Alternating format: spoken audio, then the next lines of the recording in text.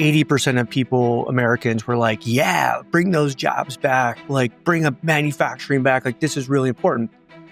But then the other side of it was only 20% of people said they wanted to work one of those factory jobs. To me, this isn't political at all. You basically have like three avenues, and I've said this for a decade because I truly believe this, is that you primarily, number one avenue is you go to college. That's really the only thing they're telling you to do. You go to college. And if you don't go to college, then you should probably look at the military, because we obviously already discredit you from an academic perspective, and we probably think you're low life, and so we're going to throw you into the military. And again, that's not to disparage the military.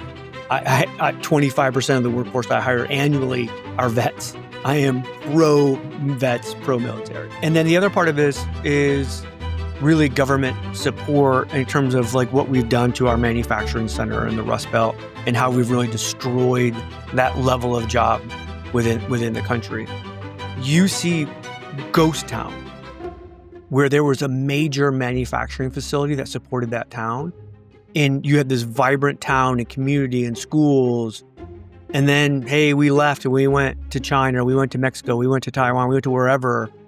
And that city was crushed. That town is literally a shadow of what it once is. These jobs have been gone for so long. They had no idea what these jobs really are. They have no idea the life they could have if they really worked these jobs. So, should we be bringing manufacturing back in the U.S.? Hey everybody, it's another edition of HR Famous. I'm your hostess with the mostest, Tim Sackett, going solo today. Not that I couldn't find somebody and a guest, like I have no friends. No, there were some things I wanted to talk about, and I think some people like they probably don't want to talk about, or maybe it was that it was going to be an argument. I don't know. Like there was some data that came out. I can't remember who put it out there. It doesn't really matter because I think everyone's seen it in the HR like kind of space around the manufacturing side. So this was kind of like around the tariffs and bringing jobs, manufacturing back into the US. And the data is basically this. It was 80% of Americans were like, yeah, bring those jobs back, like bring up manufacturing back, like this is really important. But then the other side of it was only 20% of people said they wanted to work one of those factory jobs. And so for a couple of weeks, like back and forth, everybody's losing their minds and going like, this is so dumb. And it becomes an anti-Trump thing, whatever. To me, this isn't political at all. And I'll kind of walk through kind of like where we are with this. One is, our manufacturing jobs in the U.S. important? Is it important for us as a society? Is it as important for us as a country? I believe they are. Now, historically, let me kind of give you the context of where I'm at, because I grew up in a family that primarily worked, I'm in Michigan, so Rust Belt, manufacturing, automotive, blah, blah, blah. I grew up in a family that, for the most part, almost every one of my relatives worked in some kind of manufacturing environment their entire life. Many of them union jobs. And so what we saw was, or what I saw growing up was we had this very kind of classic middle class Midwestern lifestyle. Lived in a good house, in a decent neighborhood. Was it something super fancy? Did we call ourselves rich? Like, no. There was none of that. But also, usually 2 or 3, 4 people in the family had some cabin like up north on a lake. Again, was it fancy? No, it wasn't fancy at all, but it was an amazing place to go on the summer and jump in the water and go fishing and have family around and fires and all this stuff. Like, quality of life was pretty good. They made a decent living. And again, we can get into the whole arguments of you can't have that job now and buy a house, blah, like everyone, like immediately everybody loses their mind. I'm just telling you, historically, right, these were well-paying union jobs. And what I still believe, because my company works in a lot of manufacturing settings, is these jobs are still well-paid and have really, really good benefits. And people can make a really good living doing this. Now, are they going to be a 1%, or are they going to be rich? Nope. Are they going to have this kind of classic kind of middle class lifestyle? I think so. Is it harder and all this stuff? For sure. But go to somebody who's been working, 20 years at GM or Ford or, to go to any of these like really kind of big manufacturing brands that we still have in the US. And those people who are UAW union employees working on the line are going to be like, we have a pretty good job. I want this job. Okay. Let's set that aside. Because again, there's going to be debate on all of this. Like, well, you can't make a life now today. Like, okay, all right. The other piece of this is like American pride. American pride in building things that not only do we want, but the rest of the world wants, right? So there's like this pride and like, hey, I built this car. Like I had relatives where they would actually order their vehicle and then they would follow it down the line at a GM manufacturing facility. Like, and everybody on that line had pride that they're like, hey, we're building Tim's car today. Like, this is amazing. And like, that actually happens. Like, people think like somehow that doesn't happen. Like, that really happened. And it really happened in my life.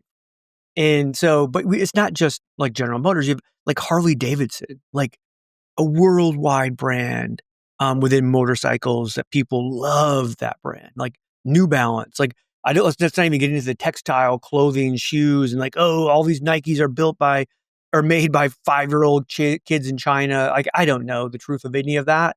What I know is we have a really great brand that's an American brand called New Balance that people love and people take great pride that work there. Tesla. Oh gosh. Oh, don't get me started on Tesla, an American company building American vehicles that are electric and good for the environment. And oh my gosh, every Democrat friend I had for the last decade couldn't wait to get their hands on a Tesla. And now they still can't wait to get their hands on a Tesla, but now they want to key it. Like the whole world has, I don't know, I understand. Coca-Cola, like there's food brands, right? That are again, worldwide brands that we love. Now, is there an 18-year-old kid getting ready to graduate high school in the next month here thinking, I can't wait to go work in a Levi factory and sew jeans? I don't know. I'm guessing probably not a lot, and we'll talk about why that is as well. So I'm not saying like, hey, do we think we can't have a worldwide supply chain and have other countries make products that we buy and blah, blah, blah. No, of course. I think we should be doing that and having that. Are there certain supply chains that we definitely need to have onshored and make sure that we can control the vast majority of that supply chain that's critical for us as Americans, as a country? I do. Like, when we think about like chips for AI and for, all the computing power that we need. You think about defense, you think about things like drones. Like right now, we cannot build our own chips and we cannot build our own drones.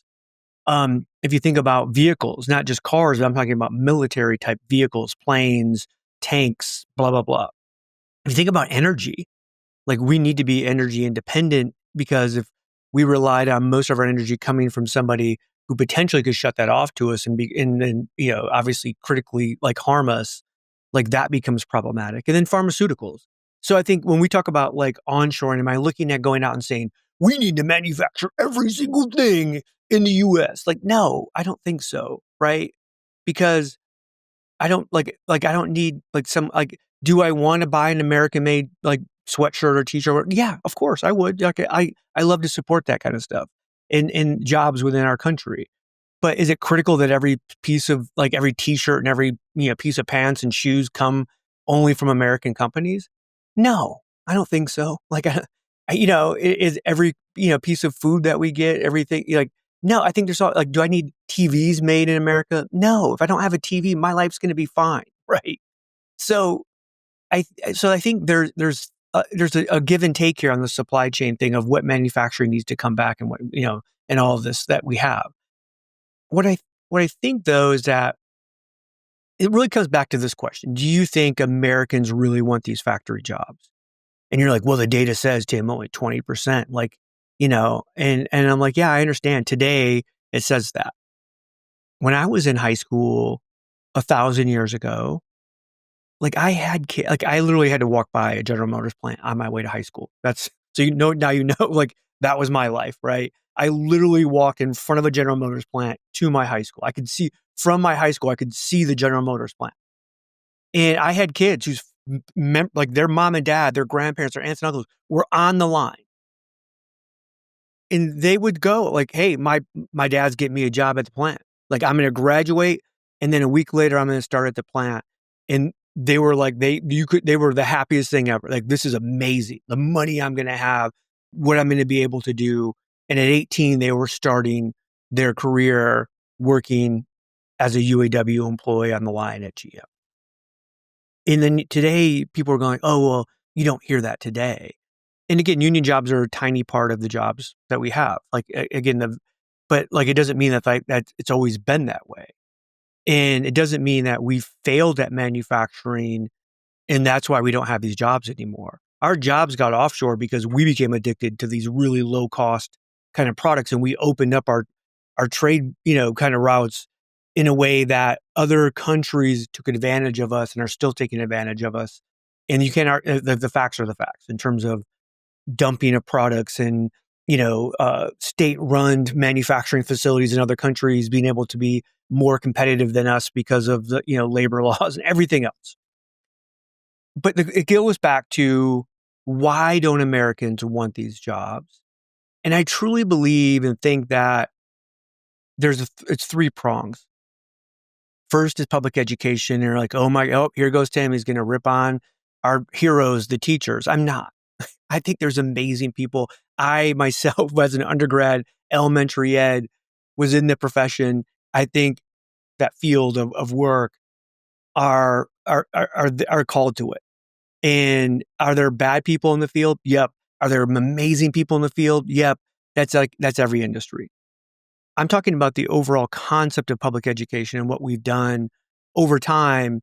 And it's one person. So that's one segment, and we'll talk about that. The other one is parents. And then the other one is society in general, government, all of these pieces, right? And so when we think about public education now, if you're a kid going to school and you're a kid going to high school and you're going to graduate a month from now, you basically have like three avenues. And I've said this for a decade because I truly believe this, is that you primarily, number one avenue is you go to college. That's really the only thing they're telling you to do. You go to college. And if you don't go to college, then you should probably look at the military, because we obviously already discredit you from an academic perspective, and we probably think you're a low life. And so we're going to throw you into the military. And again, that's not to disparage the military. 25% of the workforce I hire annually are vets. I am pro vets, pro military. But it sounds terrible when you're saying this out loud. And then the other part of this is really government support in terms of like what we've done to our manufacturing center in the Rust Belt and how we've really destroyed that level of job within the country.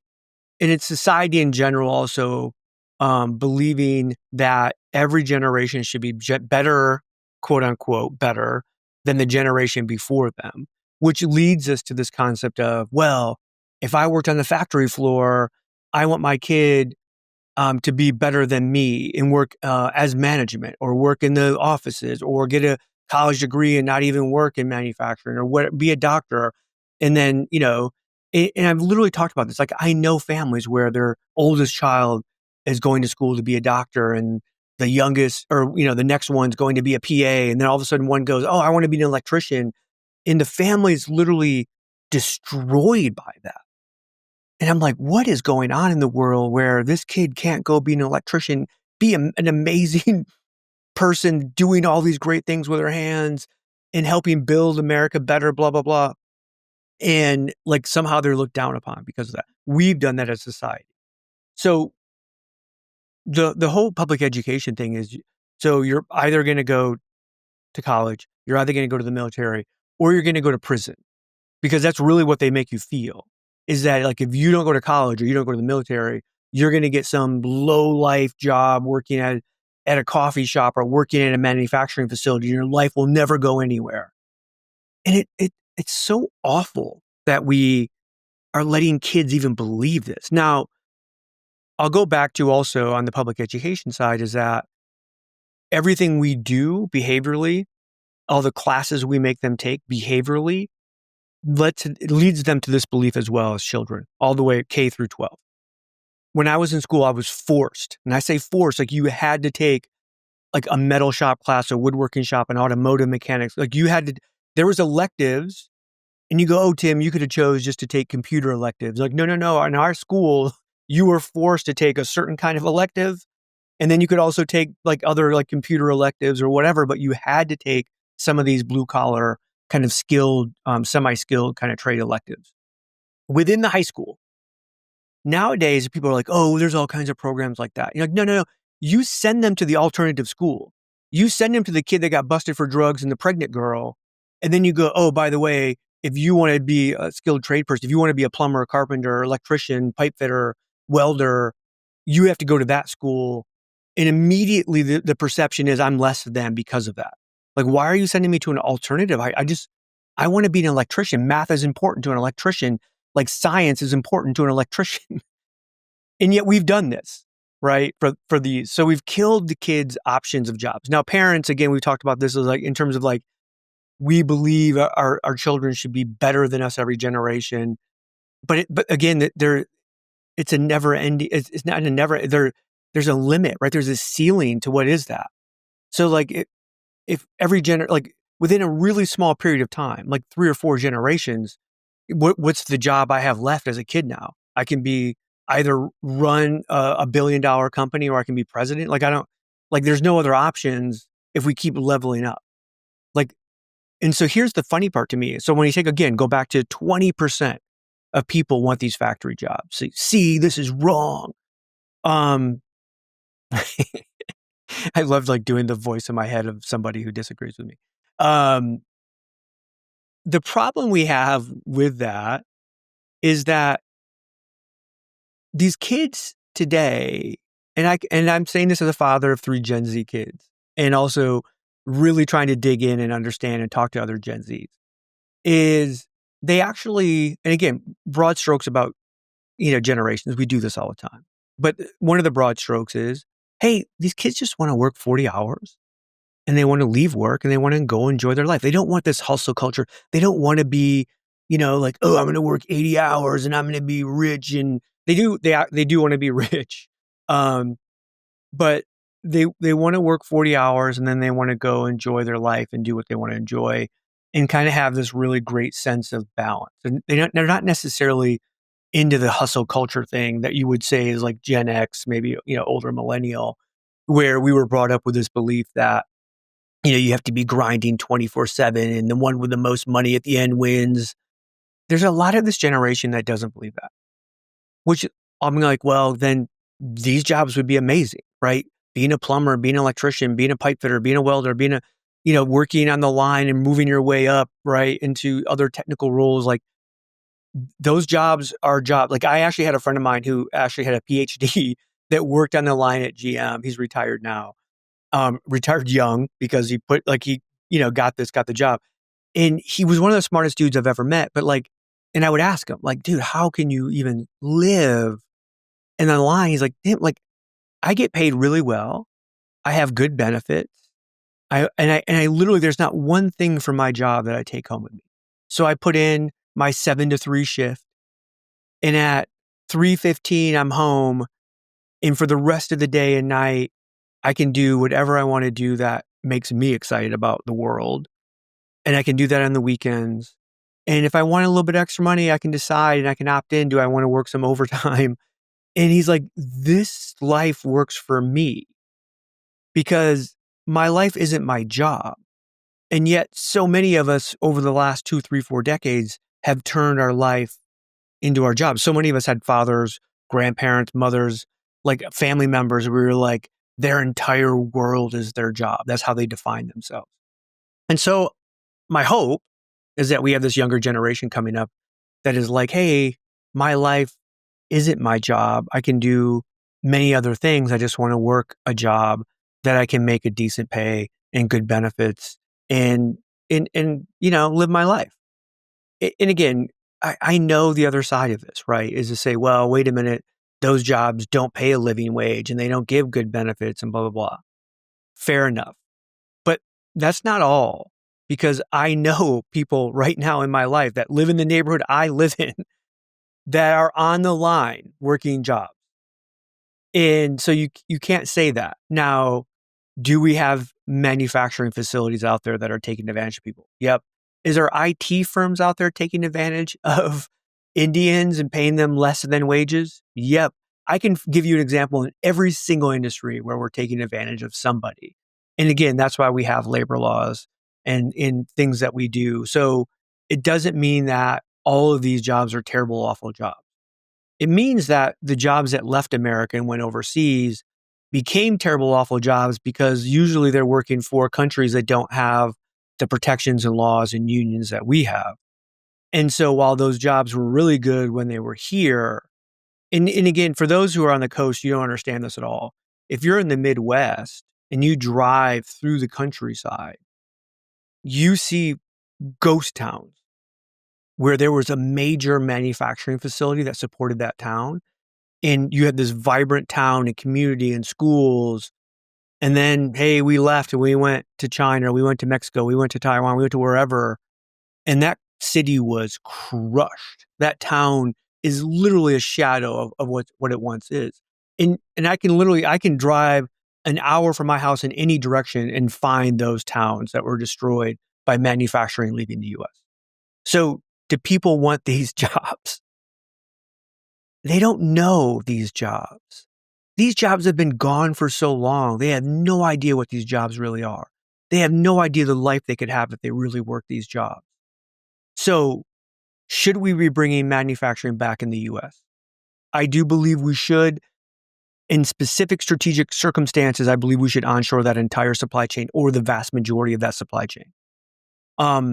Should we do it for every supply chain in the US, manufacturing, blah, blah, blah? No, it's ridiculous. It's a global economy. But there are certain things we have that we need to protect ourselves. Do people want these jobs? Not today, but my hope is that the collective we as a society can show people that these jobs actually are really valuable and that they can live a good life and they can have a really great balance to their life. And they don't carry around in a backpack a constant stress of a job. They can actually go to a job, get paid a good wage, have some good benefits, and then go home and live their life the way they want to live. So few of us do that nowadays. So I wanted to talk about that. I did.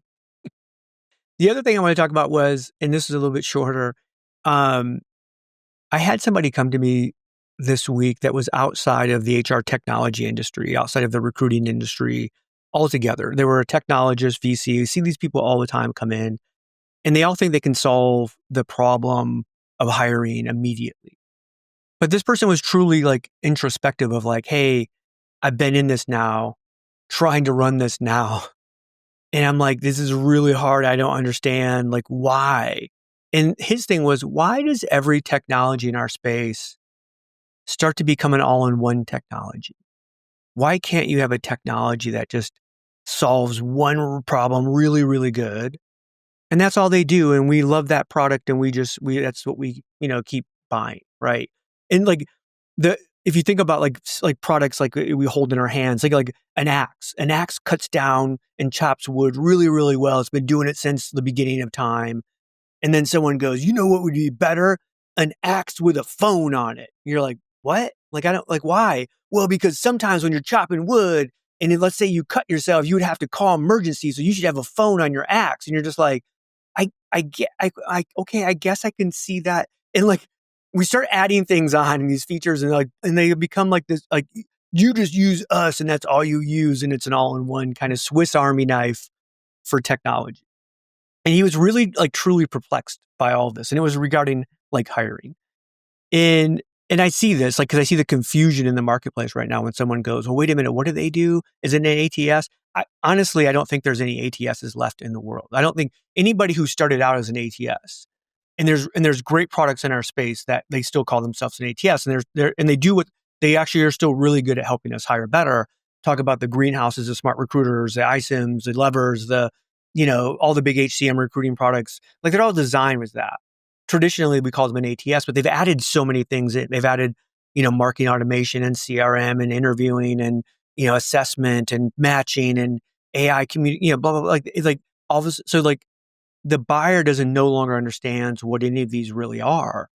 And you're like, oh, well, they're just recruiting platforms. And you pick out the one that has all the features and little bells and whistles that you like, blah, blah, blah. And then I go, well, who's been really successful over the last 5-8 years in our space? Who's growing like crazy? Well, I mean, obviously Workday has been phenomenal. That's different because, again, it's an all-in-one for a lot of reasons: ERP, supply chain, HR, recruiting, training, blah, blah, blah. But that's also, to me, that's a CFO kind of driven thing, where they, the CFOs found a really good product for them. And then they kind of like said, hey, this would be great if we had all this data from all the other functions, and let's just, kind of build this out. So that's understandable, especially at enterprise, really big, companies like, the Workdays, the Oracles, the SAPs.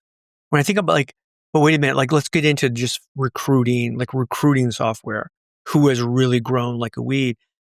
The easy one that comes to play, and I talk about them a lot because I think, again, they're doing this the right way, is Paradox. And because they have kept on, they're not really an all-in-one, but they are. But what they've said is like, look, here's the problem we have that we solve for you. You have high volume. You're trying to hire 10,000, 100,000, 1 million people in a low skill, no skill environment. We found a better way to do this. We found a widget, and this is how we're going to help you. And this is what we're going to solve. It doesn't mean they haven't added on other features where you can now, hire, skilled people and white collar and blah, blah, blah. You can do all of that, but primarily people buy them because of this one problem. And they've kept it like that so that people really understand who they are and what they are.